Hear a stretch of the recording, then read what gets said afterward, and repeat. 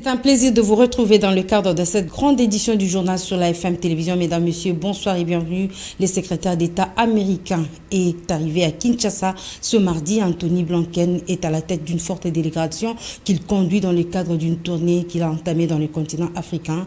Le partenariat stratégique entre la RDC et les États-Unis d'Amérique était au menu d'une rencontre qu'il a eue avec le président de la République. Suivez.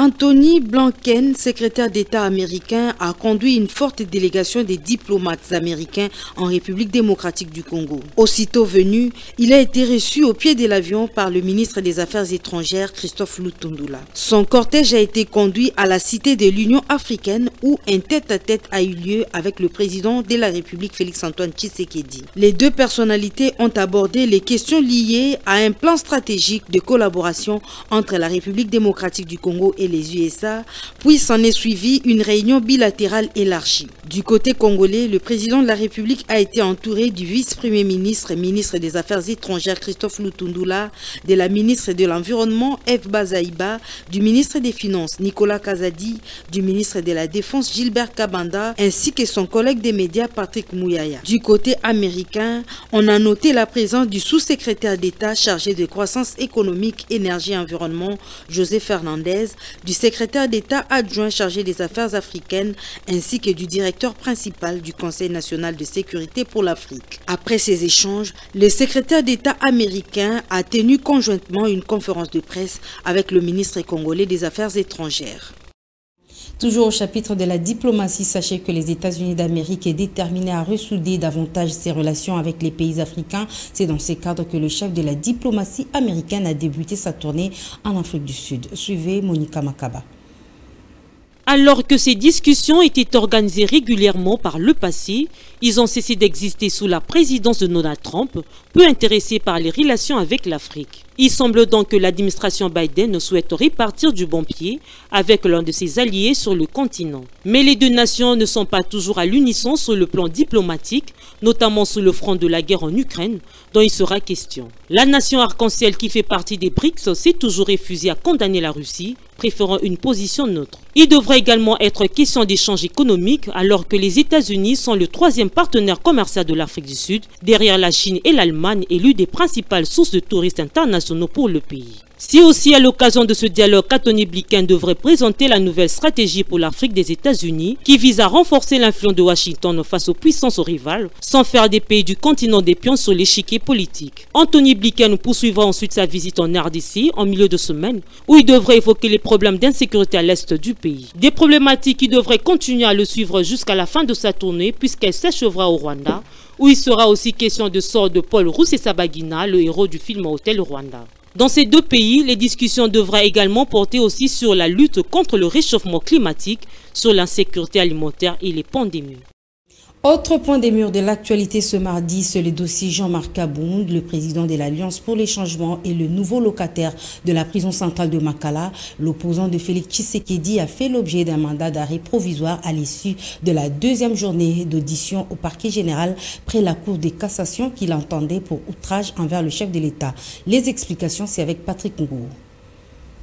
Les signes avant-coureurs de son arrestation sautaient presque aux yeux, notamment une disposition sécuritaire très importante depuis les premières heures du matin, à l'intérieur comme dans l'enceinte de l'immeuble abritant le parquet général près la Cour de cassation, qui a vu le nombre des éléments de la police aller crescendo minute par minute. Quelque temps avant son arrestation, un cadre de l'Alliance pour le changement nous souffle à l'oreille que l'Assemblée nationale a transmis une correspondance sous pli fermé au parquet. Moins de 10 minutes après, Jean-Marc Kabound descend les escaliers sous escorte de la police en direction de son véhicule qui s'est rendu juste après à la prison centrale de Makala. Bien avant d'y monter, l'opposant de Félix Tshisekedi a brandi ses deux doigts en l'air, signe de victoire, sous les acclamations de ses militants, marquant leur soutien à leur leader. Seulement, la colère avait rempli l'épouse de Jean-Marc Kabound.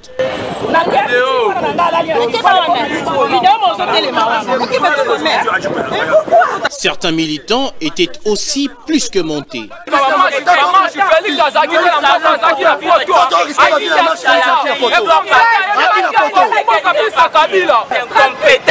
Vous allez pas à l'opposition pour nous produire ça. Un incompétent culé.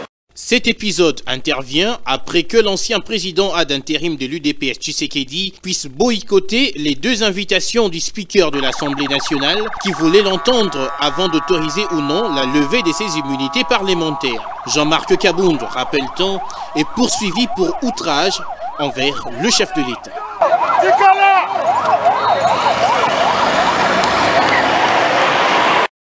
Hormis l'outrage au chef de l'État, un autre dossier qui pèse sur Jean-Marc Kabound, c'est celui de faux et usage des faux dans les documents administratifs. La dénonciation a été faite par Sylvain Mutombo, ancien ministre de la Défense, qui a saisi les bureaux des 2 chambres du Parlement. Suivez.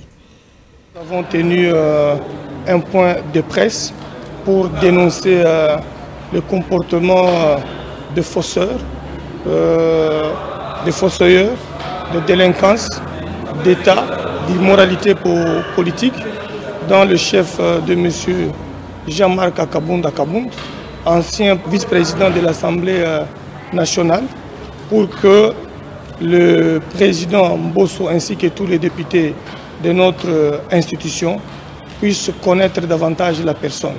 Et nous avons déposé toutes les pièces bien cotées et certifiées conformes aux originales afin de permettre à l'Assemblée nationale de comprendre qui a été vice-président de l'Assemblée nationale pendant un bout de temps, avec des identités douteuses, mensongères même, parce que la vérité est maintenant connue de tout le peuple congolais. Et la même démarche, nous allons la faire auprès de toutes les institutions, et même auprès du président de la République, nous allons déposer auprès du procureur près la Cour de cassation, auprès du procureur près la Cour constitutionnelle, afin que chacun, en ce qui le concerne, puisse utiliser la loi afin que M. Kabound puisse répondre de tous ces actes contraires à la loi. Avant son arrivée au CPRK, Jean-Marc Kabound était hier un homme libre. Il a été appelé à se présenter à l'Assemblée nationale comme le voulait la 2e invitation lui envoyée par le président de cette chambre. Le président de l'Alliance pour les changements ne s'était pas présenté. Il a évoqué la raison de la vice de procédure. Esther Siamouni nous en parle dans ce récit. Cette invitation, c'est pour permettre à Jean-Marc Kabound de présenter ses moyens de défense avant que la Chambre basse du Parlement décide de la lever ou non de ses immunités parlementaires. Jean-Marc Kabound ne s'est donc pas rendu à la rencontre du bureau de l'Assemblée nationale prévue ce lundi 9 août et c'est tant que le procès sera encore en cours, a affirmé l'un des cadres de l'Alliance pour le changement. Et d'ajouter que l'ex-président intérimaire de l'UDPS Tshisekedi reste un homme de principe en tant que légaliste, vu qu'il a eu à répondre au premier mandat de comparution lui décerné par le procureur général près la Cour de cassation. Il s'y est de savoir que Jean-Marc Kabound va comparaître à nouveau le mardi 9 août prochain. D'après ses cadres de son parti, c'est l'audience le lieu approprié pour apporter ces éléments de preuve au parquet afin d'achever son instruction de manière adéquate. Et malgré ces tractations, l'entourage de Jean-Marc Kabound est resté optimiste quant à son arrestation. Je vous propose de suivre Liv Kassereka, l'un des communicateurs de l'Alliance pour les changements, qui, selon lui, son leader ne peut pas se rendre en prison. Au cas contraire, la justice se reculerait de 8 pas. Il est au micro de Patrick Ngou et Plamedi Tondo. Avant d'envoyer, d'autoriser que Jean-Marc Kabound puisse aller se faire écouter chez les procureurs, il devait d'abord penser à inviter son collègue pour qu'il puisse l'écouter. Mais lui, il avait mis la charrue devant les bœufs. Aujourd'hui, nous sommes en pleine instruction. Comment est-ce qu'il va arrêter l'instruction pendant qu'il est en train de le faire et puis venir répondre à l'invitation? Nous voyons cette incohérence-là. Nous ne pouvons pas venir assister à cette violation des règlements d'ordre intérieur. Nous voyons que la messe noire a été déjà dit. Donc, nous voyons les bureaux agir comme ces genres de caporaux qui reçoivent des ordres pour venir achever Jean-Marc Kabound. En étant un homme sage, un homme de droit, il n'y a pas l'opportunité que l'honorable Jean-Marc Kabound puisse se présenter à ce genre de messe qui a été déjà dit. Moi, je ne vois pas Jean-Marc Kabound à prison, vu qu'il a fait que dénoncer ce que le régime actuel est en train de comploter contre le peuple. C'est un député national, c'est dans ses prérogatives de dénoncer quand quelque chose va mal. Si et que Jean-Marc Kabound, on le transmettait en prison ou bien il était arrêté, nous allons seulement constater que nous venons de faire un recul de 8 pas en arrière par rapport à l'état démocratique que nous avons prôné. Les voix continuent à s'élever pour exiger le départ définitif de la MONUSCO du territoire congolais. C'est le cas de le dire avec la délégation du peuple Lega qui a été reçue en audience par le président du Sénat. Je vous propose de suivre les détails dans ce reportage.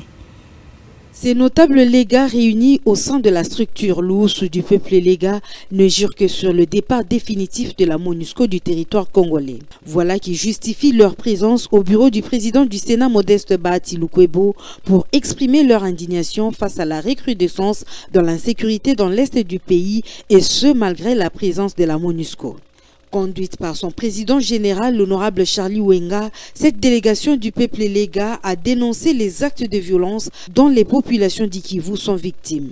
À l'instar de leurs frères du Kivu, ces notables Lega estiment que sur le plan sécuritaire, la MONUSCO n'a rien apporté dans la stabilité de l'Est de la RDC conformément à sa mission de maintien de la paix. L'occupation de la cité de Bunagana ainsi que l'incident des Kassindi sont parmi les éléments qui ont approuvé l'inefficacité des troupes onusiennes présentes dans les Kivu. Sans passer par les deux de la cuillère, le président général de la grande communauté du peuple Lega a également fait part au président du Sénat du pillage systématique des minéraux dans les territoires des Walikale et Mwenga par des sociétés qui n'ont ni titre ni qualité. Le président de Oulou, du peuple Lega, a sollicité à cet effet l'implication du professeur Modeste Bahati pour que le gouvernement puisse réguler l'exploitation minière dans les Kivu. Et vous le savez que ces manifestations anti-MONUSCO ont suscité beaucoup de réactions. Certaines langues ont attribué la responsabilité de susciter la colère de la population au président du Sénat. Saisi de cette information, la délégation de l'Oussou du peuple Lega refute ces allégations et apporte son soutien total au professeur Modeste Bahati Lukwebo. Je vous propose de suivre le président de l'Oussou du peuple Lega, l'honorable Charlie Wenga, au micro de FM Télévision. Le Lega a choisi aujourd'hui pour venir présenter les civilités, mais également apporter le message de soutien au président du Sénat, qui en ce moment précis est quelque peu dérangé par la presse internationale et même par certaines institutions internationales. Nous, en tant que peuple du Kivu, peuple du Congo, nous avons apporté notre appui à notre sénateur, à notre honorable, qui représente le peuple du Kivu, le peuple du Congo, ici dans ce Parlement. Puisqu'il ne faudrait pas que l'opinion soit induite en erreur.